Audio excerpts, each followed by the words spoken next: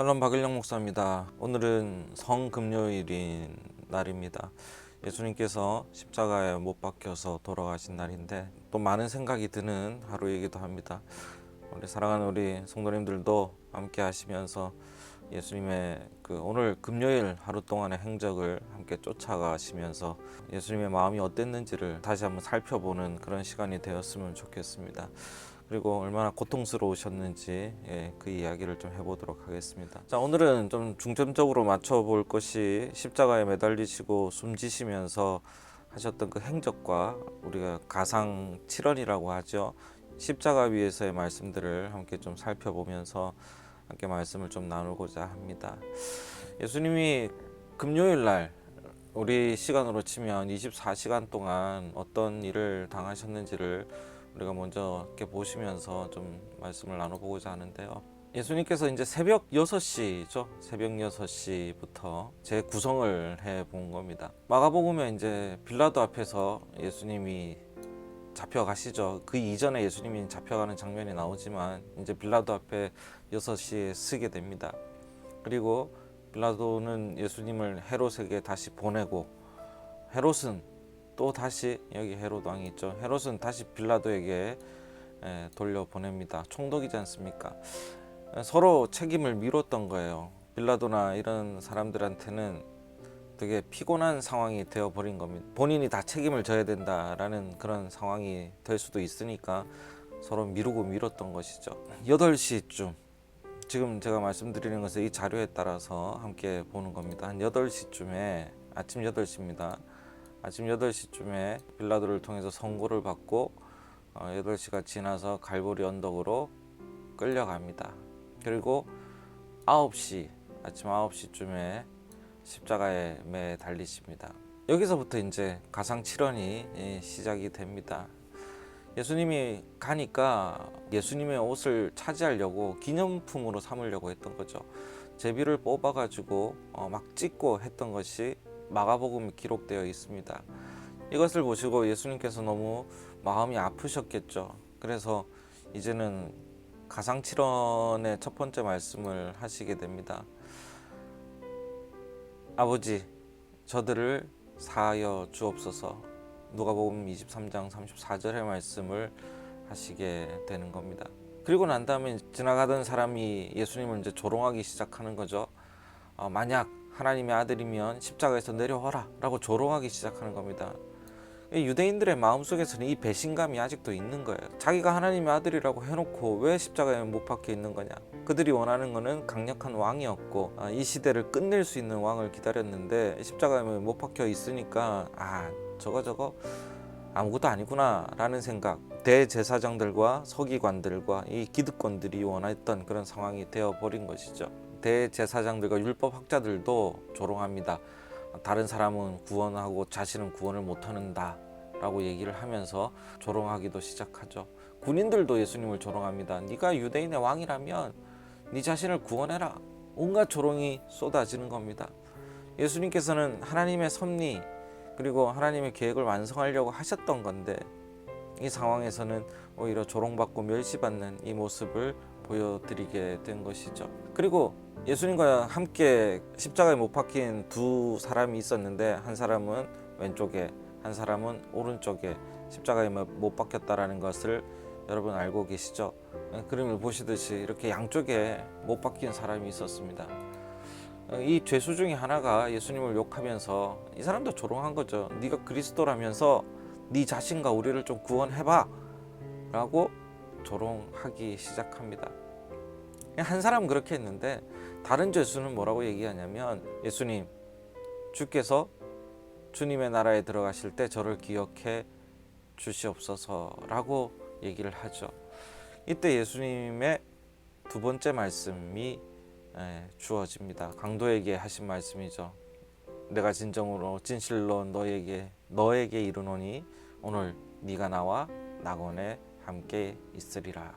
이게 두 번째 말씀이에요. 예수님께서도 이 조롱 속에 있었던 상황을 보면 너무나 많이 화가 나셨던 것 같습니다.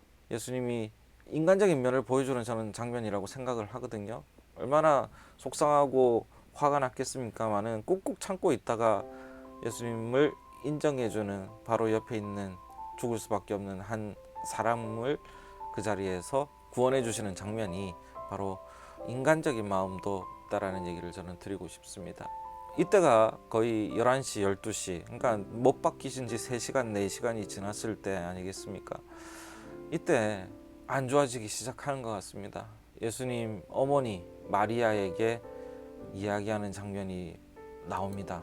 여자여 보소서 아들이니이다 라고 말씀을 하시는 장면이 나옵니다. 인간으로 오셨다는 부분이 가장 잘 나와 있는 부분이기도 합니다. 누구나 어려움을 당하고 속에서는 가장 사랑을 많이 받았던 그 어머니를 바라보게 되는 것이죠. 예수님도 마찬가지로 인간의 모습으로 오셨기 때문에 피할 수 없는 고통이고 그런 상황이지만 어머니를 찾는 장면이 나옵니다. 그러면서 마지막 인사를 하는 부분이죠. 제6시, 그러니까 우리로 치면 12시가 되기 시작합니다. 정오 12시쯤 되기 시작하자 온 땅에 어둠이 갑자기 내리기 시작합니다. 오후 3시까지 어둠이 계속 이어진다라는 게 마가복음에 증언하고 있죠. 오후 1시 제7시를 성경의 시간으로 제7시가 지나기 시작을 합니다. 예수님께서 고통이 극에 달하셨을 그런 시간입니다. 이때 제 사언의 말씀 엘리 라마 사박다니 해석한즉 나의 하나님 나의 하나님 어찌하여 나를 버리셨나이까. 이 말씀이 너무나 고통스러운 인간의 모습을 잘 보여주고 있는 그런 말씀입니다. 왜 나를 버리셨습니까? 하나님의 계획이고 충분한 섭리 가운데 있다라는 것을 예수님을 아심에도 불구하고 왜 나를 버리셨습니까? 라는 얘기를 하신 거죠. 우리와 다름없는 사람이셨다라는 것을 우리는 볼 수가 있습니다. 이 고통 가운데서 이제 육의 고통을 극한까지 느끼시기 시작하고 5번째 말씀 내가 목마르다. 이 말씀은 요한복음에만 기록되어 있습니다. 내가 목마르다라고 얘기를 하시면서 정말로 목마르신 거죠. 여러 가지 중의적인 해석을 하시는 분들도 계시겠지만 실제로 너무 힘들다라는 표현을 하고 있습니다. 그러면서 얼마 남지 않았음을 본인이 얼마 남지 않았음을 말해주고 있는 그런 장면입니다. 그리고 6번째 말씀을 하십니다. 이젠 완전히 다 됐죠. 시간상으로는 3시쯤에 예수님이 운명하신다고 기록되어 있으니까 오후 2시쯤에 다 이루었다. 다 이루었다. 이 고통도 내가 이제 다 감당했고 이제는 이 고통도 끝나겠다. 하나의 승리의 선언이기도 하고 이루어야 하는 것들을 이루셨다라는 그런 장면을 보여주시기도 하시죠. 결국 오후 3시에 운명하기 직전에 마지막 말씀을 남기십니다. 아버지여, 아버지 손에 내 영혼을 맡깁니다. 내 영혼을 아버지 손에 부탁하나이다. 라는 말씀을 남기시고 운명하게 되십니다. 이때 놀라운 일들이 마가복음, 누가복음, 요한복음에서 이제 증언이 되고 있는데 성전의 휘장이 위로부터 아래까지 갈라지고 땅이 흔들리고 바위가 쪼개지는 이런 사건이 일어납니다. 성막 공부할 때 제가 말씀드린 것처럼 성전의 휘장이라는 것은 그 맨 안쪽에 있는 하나님의 공간과 그다음에 인간이 갈 수 있는 공간을 분리해 놓는 그런 막이었죠. 근데 예수의 죽음으로 말미암아 이제 하나님과 인간과의 그런 막 이런 것들이 찢어지는 것을 상징하기도 한다라는 말씀을 드렸습니다. 결국 우리는 예전에는 제사장, 대단한 사람들을 통해서 하나님께 나갈 수 있었던 상황이었다면 이제는 우리가 하나님 앞에 직접적으로 나갈 수 있는 그런 상황이 되었다라는 거죠. 그것이 예수의 죽음이라는 것입니다. 그리고 그것을 보고 있던 사람이 마태복음 27장의 증언에 따르면 백부장과 병사들이 놀라면서 이 사람은 정말로 하나님의 아들이었구나 라는 얘기도 했다고 하죠. 누가복음에 보면 많은 사람들이 그 일어나는 일을 보고 가슴을 치며 돌아갔다라는 얘기예요. 놀라운 일들이 일어나니까 저 사람이 정말 메시아였구나 라는 생각을 했고 예수님께서 돌아가시는 것을 확인하고 그것도 다 못 믿었던 그런 로마의 병정들은 예수님의 옆구리를 창으로 찌릅니다. 그래서 물과 피를 쏟으셨다라고 얘기하고 있죠. 그래서 완전히 확인 사살을 한 거죠. 이후에 요한복음 19장에 보니까 예수님을 무덤에 장사하게 되고 묻게 되고 무덤을 봉인하고 경비병들로 무덤 입구를 지키게 합니다. 이때만 해도 예수님이 살아나실 거라는 생각을 한 사람은 아무도 없었다라는 사실입니다.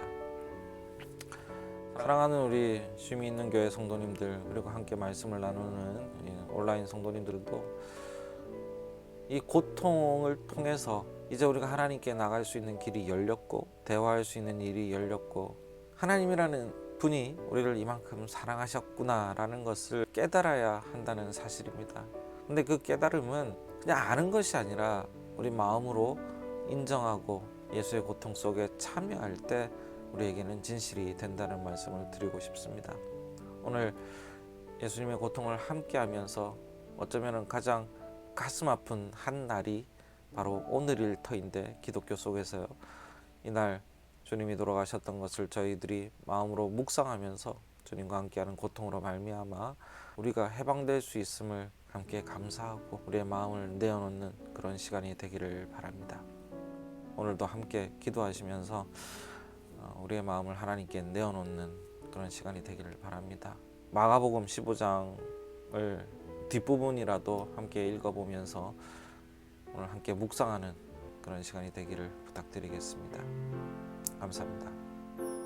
갈보리 십자가에 주님을 바라볼 때